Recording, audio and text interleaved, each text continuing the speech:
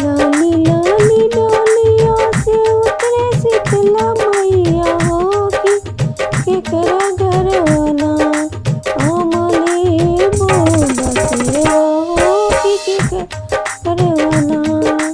लाली लाली डोलिया से उतरे शीतला मैया कि केकरा घरवाना हमले बो बसेवा हो कि घरवाना।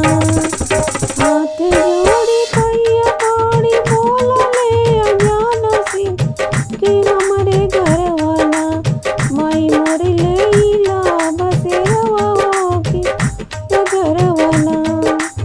जुग जुग बाण सेवक तोहरा बलकवा हो कि आन दान सेना तोहर भोरला भंडरवा हो कि धन सेना। जुग जुग